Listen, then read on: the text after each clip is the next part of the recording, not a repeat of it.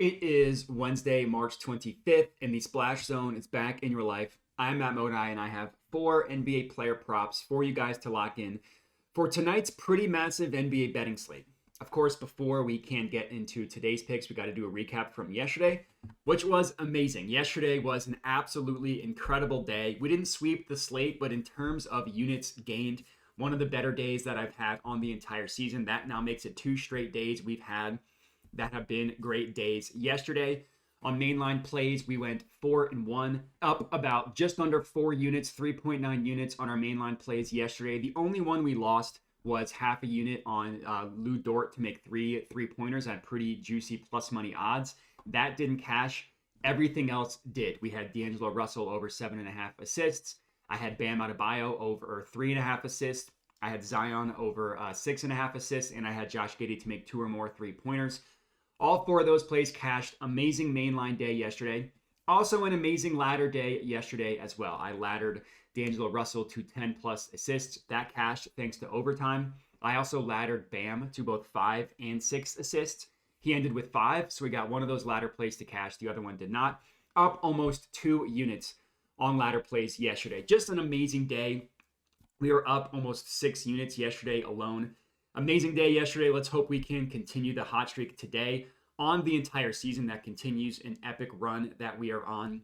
Mainline plays, we are up 85.71 units. If I can get to 100 units of profit in this NBA season, that would be incredible. We'll see if we can get there. In terms of ladder plays, which I just started tracking, specifically tracking on February 24th, we are up 4.78 units. Admittedly, we were on a cold streak on ladder plays, so it was nice to have yesterday. Also a good ladder day. If you're not already, make sure to subscribe to my YouTube channel. And then, of course, for this video, if you could like, if you could comment, all that stuff helps me out a ton, especially after a good day like yesterday. I love all the interaction that you can give me. But enough about that. You're only as good as your most recent banger. So let's see if we can splash around and get even more wet today. Starting in the Pistons versus Timberwolves game, and we're taking Anthony Edwards over 27.5 points, -115 odds at DraftKings. So this was a play that I gave out on my Dub Club overnight. I still like it this morning at a little bit worse odds, so obviously we're still playing it. This is a positive expected value play via Unabated, who I started looking at their market-based projections. They project him to score over 28 points in this one, so slightly above what we got him at, but still above nonetheless, so still good from a projections perspective via Unabated. And I really like this play. I admit it's a little bit scary because it's a massive spread against the Pistons for the Timberwolves, and it could be a blowout game. But I think Anthony Edwards can get there even in a blowout because this matchup is so good against the Pistons. It's just a juicy matchup. According to Courtside Pal, the Pistons are allowing the 4th most points per game to Anthony Edwards' shooting profile and the 2nd most points per game to both his scoring and his playmaking profile as well. And all those numbers make sense when you dig into it. Whenever I see this type of information on Courtside Pal, I want to dig into the numbers to make sure that I can validate. Not that I don't trust them, but just so I can kind of get the talking points and see where he scores and what the defense gives up. The Pistons allow the 3rd most points per game specifically to pick and roll ball handlers in the NBA. Anthony Edwards, not only does he score the most points via the pick and roll on the Timberwolves, but it's over double the next closest guy, right? The next closest guy is Mike Conley, and Anthony Edwards literally doubles him in terms of points via as the main pick and roll ball handler. And then specifically since Karl Anthony Towns went down, not only is Anthony Edwards scoring the most points on the Timberwolves via drives, but he's also scoring the 8th most points per game in the NBA via drives as well. So it's the most on the Pistons and the 8th most in the entire NBA. Again, that's in the 9 games since Karl Anthony Towns has missed. Another reason why I like this matchup for Anthony Edwards is the Pistons foul at such a high rate. They foul at the 2nd highest rate on the entire season and the 4th highest rate in the NBA over the past 10 games. Now, I will admit Anthony Edwards has been a little bit colder recently at drawing fouls, but on the season, on drives, he gets fouled at the 6th highest rate in the NBA. So generally pretty good at drawing fouls, not as much recently, but the larger sample size does support that. I also like this as a nice fade of recent results. Edwards has missed this in the past 2 games with 16 and 23 points. Prior to that, he had cashed it in 4 straight with 30 points in all 4 of those games as well. So it's a nice opportunity to fade those recent results.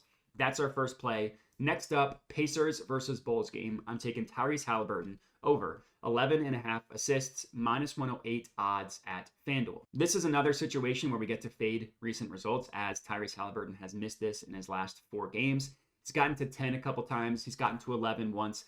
Not over the 11.5 number, but similar to what we always like to say here, prior to that, he had cashed in 3 of 4 games and in 4 of 6 prior to this 4-game stretch. So it only makes sense that he had a little bit of a downswing. Now we're betting him, hoping that he can have an upswing after missing it in 4 straight games. This line opened up at 10.5. I wish I was able to get it at that number, but I was not. But I still am comfortable playing it at the 11.5 number that I am currently giving out, which is why that's what I'm giving out. As for the matchup, the Bulls, they don't give up a ton of points to point guards, right? They allow a lot of assists, but they don't give up a ton of points. So if you wanted to take an under for Haliburton, an under points, that will be a good play too. I am more confident in his assist over, which is why I'm riding with that and not his points. Now the Bulls, sure, they're not the Wizards or the Jazz in terms of point guard assists, but they're still among the worst teams in the NBA when it comes to allowing assists to point guards. On the season, they're allowing the 7th most. And according to Courtside Pal, they're also allowing the 7th most, specifically to Haliburton's playmaking style.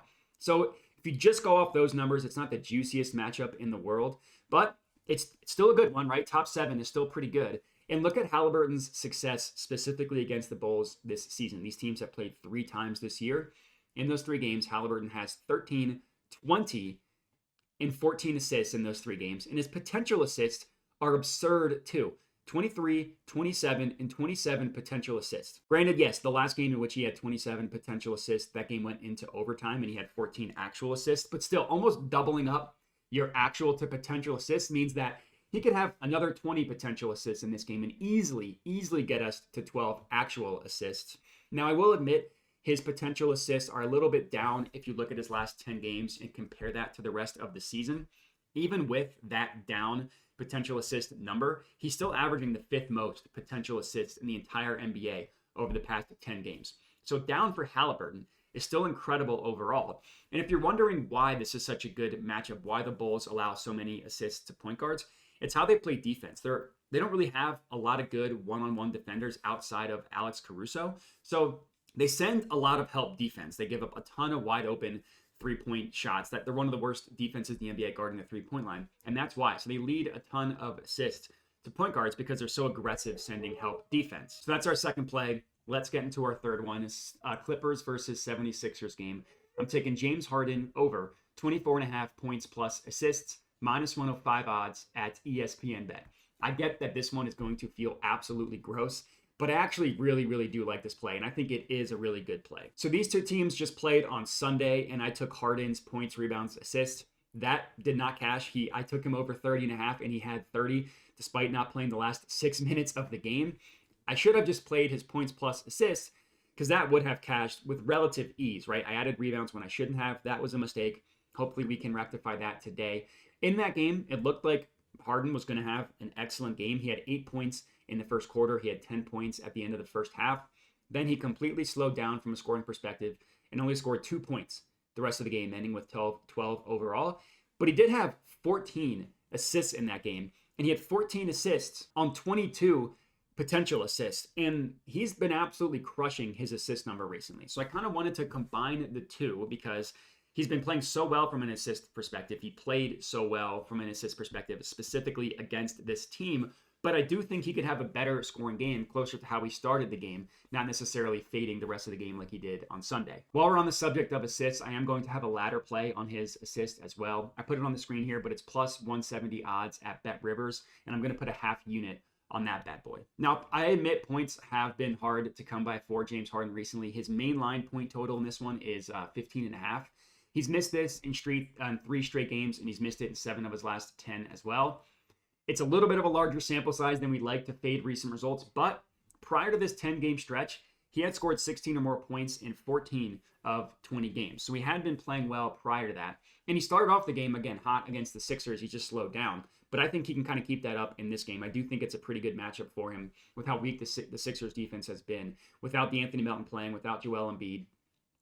And then as for assists, as I mentioned, he's been on fire from an assist perspective. He's gotten at least 10 assists in 5 of his last 8 games. In 1 game he missed, he had 9 assists. And his main line over-under for assists is 8.5. But again, we're laddering him to get to 10.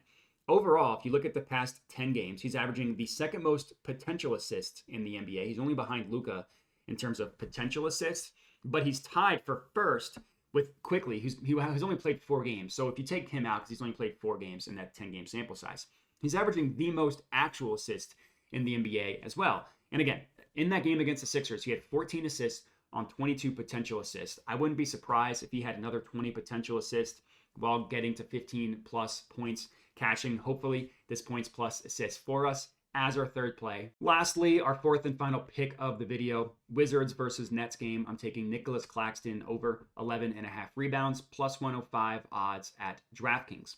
This was another positive EV play that I confirmed looking at the unabated market-based projections.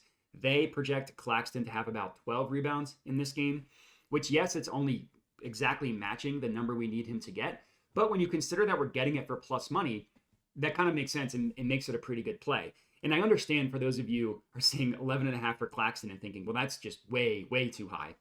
I get it. But I ended up giving out Claxton on my Betting Pros stream, and I gave him out later in my Discord as well. I gave him at 10.5 and 11.5.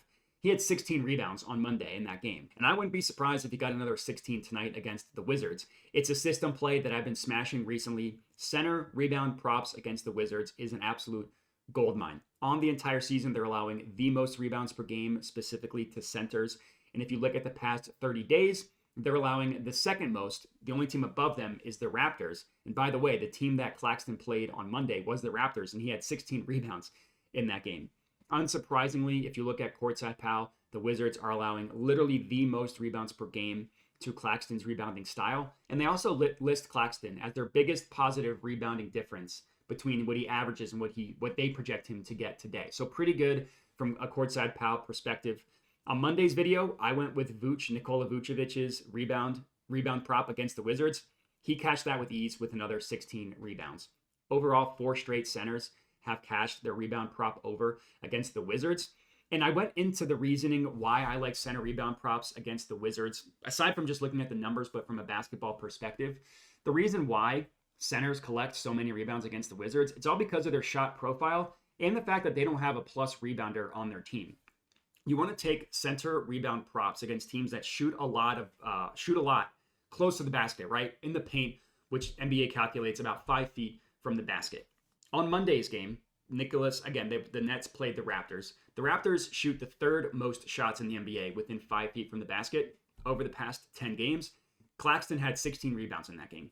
The Wizards are not far behind the Raptors. They're attempting the 4th most shots within 5 feet of the basket over the past 10 games. And on Monday's game, Vooch, as I mentioned, had 16 rebounds. So I love backing a rebound prop for Claxton and against the Wizards once again today. And that's all we got. 4 bangers for you guys to lock in. And make sure to like the video, comment, subscribe, all that good stuff. And the last thing that I'll mention, I mention it at the end of every video, is I do have a dub club. Now, to detail that a little bit, it's only $5 a month. And the way it works is every play you see me give out for free on YouTube and on Twitter, I send out on Dub Club early.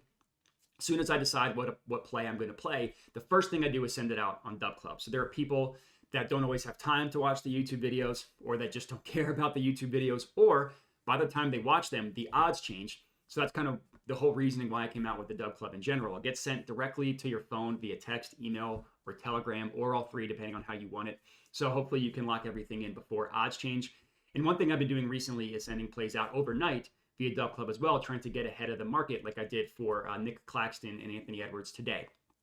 So whether you want to spend the $5 a month to get them immediately texted to you, or you'd rather just get them for the best price of free via YouTube and Twitter, totally fine with me. Whatever you want to do is cool. And that's all we got. Appreciate everybody for watching, and have a good one.